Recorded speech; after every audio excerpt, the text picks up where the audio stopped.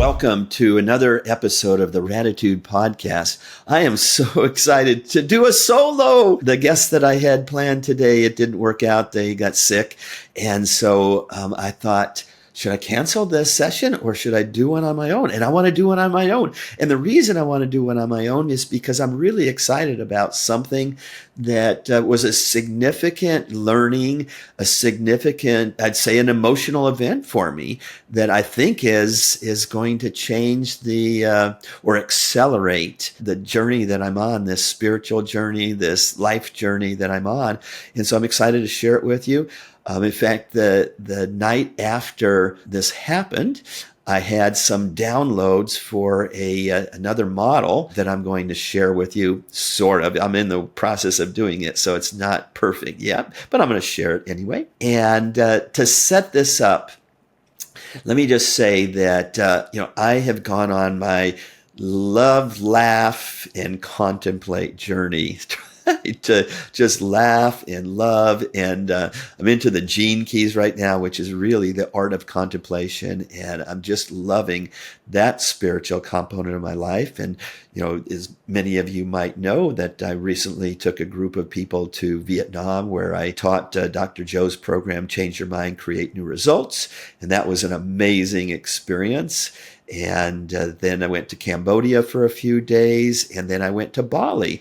And I didn't have any plans to come back. I was just going to see where life led me. In fact, I read a book by Kute, I think Blackstone's his name, called The Magic of Surrender. So I was really surrendering to life, to the journey that I was on. And so I planned to go to Bali. Some things happened back in the US where I needed to come back. And so I booked a ticket for 2 weeks to be in Bali, but I didn't really have any plans in Bali.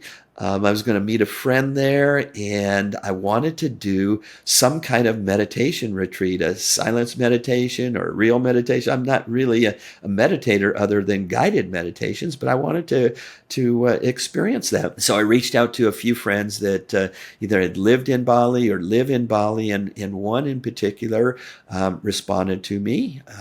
My friend that I met actually in Dubai, we shared a cab from the airport to my very first live week-long Dr. Joe event in Bali. Her name is Mimi. And back then she was talking to me about Tantra and didn't know really what it was. But she responded that she has gone to this Tantra workshop in Bali, and it's been amazing for her. So I quickly looked at the website. It talked about a spiritual journey, personal development. I didn't read too much. That's all I really read. And I go, okay, well, this must be a sign, because that's what I'm on, is my spiritual journey in personal development to become a better human being. So I signed up without knowing much of it. And it was really an amazing event where we did go through some incredible, they call them meditations. And one of the beliefs they have that I really had never thought about, I think I probably have heard, but the way they presented it was just beautiful, is that they believe that you have developmental stages, 7-year developmental stages. And so 0 to 7, 7 to 14, 14 to 21, 21 to 28, and 28 to 35. And that most people missed that development that was supposed to happen in that 7-year segment, either in one segment or multiple segments, that you miss that development. So they have a process to go through and experience what it was like at each of those age groups, and what you should have experienced or learned or developed in that. And to the extent that you didn't, it comes up, and that you have an opportunity to develop that in order to grow into a healthy adult person. And so we went through that process, but that's not what I really want to talk about. I want to talk about something that we did before that. I think it was on the third day. And it was called Receiving Love. And I thought, okay, this is going to be kind of cool. I'm usually giving love, at least in the last few years, but I'm not really great at receiving love. But the exercise wasn't about receiving love like I thought it might be from another human being. It was receiving love from the universe or from God or from source or whatever you believe in spiritually. And it was the receiving love would be communicated from the ocean, from the sky, from the trees, the plants, the grass, the animals, from everything that you might not think that you're receiving love from. And those all represent universe, God, source. And I thought about that, and I remember I did this exercise in the Hoffman process. That was another very important event in my life where we went out and we gave love to the trees and the rocks and the streams and everything. And the Hoffman process in White Sulphur Springs, I think it burned down a couple of years ago. I hope they're rebuilding it, but it was one of the most beautiful places ever. The greens of the plants and the moss on the trees were the most brilliant green I've ever seen. And I think it was because people had been walking these paths and loving on everything, the surrounding nature for 50 years. And it was just the most beautiful place ever. So we were giving love. But this exercise was about receiving love. And so they set it up as this is an opportunity to receive love. And the exercise, we sat across from your partner that you're going to work with, cross-legged, and you stretch your arms out. I'm going to have to move back a little bit to do this, or maybe I'll just kind of scoot like this. You stretch your arms out like this, but straight out. I can't do that here with the podcast, but it was straight out, and you stretch them out.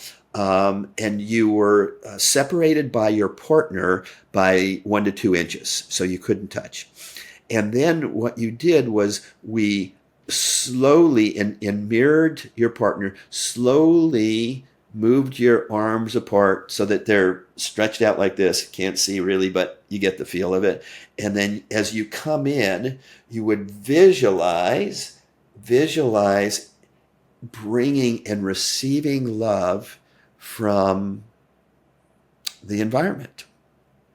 And that you would just keep slowly doing this back and forth. I'm going faster than it was. Slowly going back and forth and bringing this love, receiving love from the universe. And you would visualize the ocean. We were right next to the ocean, the beautiful waters that we had been in. It was the softest water I've ever been in, such a loving water. And I could receive the love from the ocean there, from the Indian Ocean there in Bali, and from the beautiful palm trees. A couple of days ago, I posted a video of the palm trees here in Santa Barbara, where I'm at right now. They're magnificent. And I was receiving love from everything. After, 15, 20, 30 minutes of doing this, and your arms want to fall down, but you don't, because you're receiving love. And you're supporting your partner that you're working with, so you don't want to give up. Finally, you come together, and you could come together with just knees touching, or what's called, I think, yib yam or half yib yam, and with this person. And I was with an amazing partner, Kasia from Poland, and she went into the yib yam position. So you're just right here, and you're just holding each other, and you're just kind of rocking back and forth. And it's the person, your partner, is really that. It is just representing the universe or God or source, again, whatever you believe. And it's so interesting because at the beginning of this workshop, as part of the introduction, each of us had to stand up and kind of dance into the center of the room and declare what our intention was for this workshop. And my intention was to have a connection, communicate with God. I have wanted to do that for a long time. I haven't been able to do that necessarily. Maybe I have, maybe I haven't. I don't know that I've recognized it. During this exercise, I really, truly recognized it. It was such a powerful experience for me. And so you're in this position, rocking back and forth, and you just feel the presence. For me, I felt the presence of God. And Sarita, who's the facilitator or the teacher, of this workshop, she said that in this receiving love meditation, as you continue to do this, and they suggest with all the meditations or the meditations that you really resonate with, that you do it for at least 21 straight days. But as you resonate with this of receiving love and you really feel it and that emotion becomes very powerful, that you ascend to becoming love. You just be love. And it hit me so hard because many of you know that sort of my tagline is living rad and loving contagiously. And that loving contagiously came a few years ago from A Date with Destiny, where you develop your purpose or mission in life. And mine had been very long and complicated, and I couldn't yell and scream it to my partners, which is what you have to do at A Date with Destiny. And the trainers are always getting me to, or were trying to get me to shorten it. And finally, my 5th consecutive year of going Date with Destiny, it finally came to me. It was sort of like channeled. That my purpose in life is to love contagiously. And shortly after that, my love buttons showed up. I started giving them out. I've given out now about 15,000. And, that's what I thought loving contagiously was. Plus just giving to people and loving on people. And what I realized during this exercise is I hadn't gotten there yet. That loving contagiously really happens when you just simply become love. That when you've ascended to, receiving love from God, from the universe, from source, and that you've actually become love or you become enlightened, that's when you have this true opportunity to love contagiously. And so it was just a magical experience for me. I can't really describe it well in words, but I really felt connected to God. And that was what my intention was, to go to this workshop. That night I went to sleep and I woke up at like 3 o'clock in the morning, and I started getting these images or downloads or channeled messages to create another model, my model of loving contagiously. And I'm still working on it, but this was my first version of it. I'll kind of just show it. I've got a mountain in the background, and I wanted it to be the volcano that I climbed a few days earlier in Bali. But that picture is here, and I'm not using that one. I don't like the way that one looks. But anyway, I'm going to use this one. I marked it up so that my director of Juicy and Delicious, Kristen Miller, she's working on this, and she's my graphics person. I'll get the next version of it. This is my notes going back to her. But essentially what it shows, and I'm going to use the other drawing that we had, because you can see it better because of the volcano in it. But I've got a 7-step model. And I'm not going to show that one. I'm going to show this one instead, because this isn't the one I'm going to use. But I've got 7 steps because 7 is my number. You'll always see living rad and loving contagiously, and then 7 hearts. It's always there. But anyway, what I decided, and I wanted to make it 7, and it works, is that when you first start out with life, when you're first born and you're the original child. So I borrowed a little bit from my spiritual teacher, Grace, as she described to me the stages of inner child work, moving from the original child to the wounded child, to the defensive child, to the healing child, to eventually the divine child. And in fact, I've got a podcast on that specifically. So this is kind of incorporate that into this learning. So I started with the original child. So that original child is full of love, full of wonderment. And then somewhere around 2 years old, we get wounded. And not the fault of our parents, but we get wounded. It's part of our growing up. And then we go into the wounded child and then develop a defense. I'm not going to talk about that. From the love perspective in this model, I think that then we go into a many-year cycling between stages of feeling no love, of seeking love, of maybe giving love, maybe getting some back, but that we cycle through those processes. So this doesn't work well yet. Um, I'm trying to show all those steps 2, 3, and 4. They are not in any particular order, and they go back and forth. And we're in a state of seeking love, no love, maybe giving love, maybe getting it back, until one day we thought, that's not enough.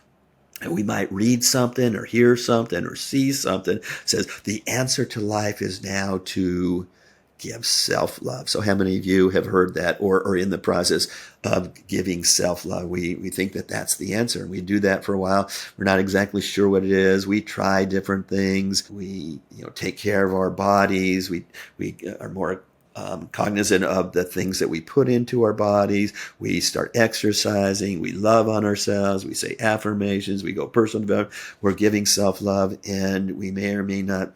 We probably feel better, but we're not there yet. And so during this exercise, what I thought was that there's another step above that. So remember that game Chutes and Ladders? I'm trying to kind of simulate that. So you got these ladders going up these levels, and then you got chutes coming down when you are human and you mess up. But anyway, I've got then from self-love, I've got a little ladder going up to this new concept of receiving love from God, from the universe, from source. Again, whatever you believe in spiritually, that we can ascend to that receiving love.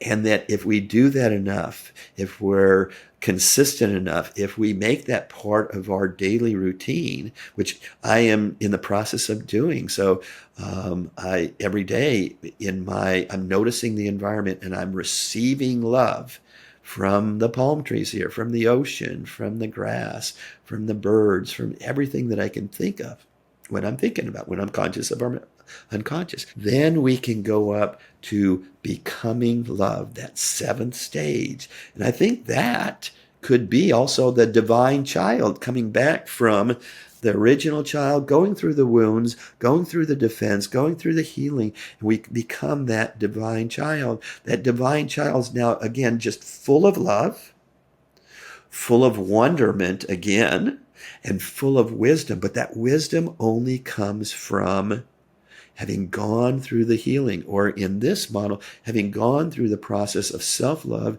and then receiving love, and now you become love. And so that's my new sort of definition or path towards loving contagiously. And that's the path I'm on right now. So there you go. I'm going to share that message. I'm actually going to develop a book in a comic book series with the screenplay writer of my movie that I've been working on about my parents' escape from Hungary. And so more things to come, but I wanted to just kind of share that as a teaser for people and go out there and live rad and love contagiously by receiving love.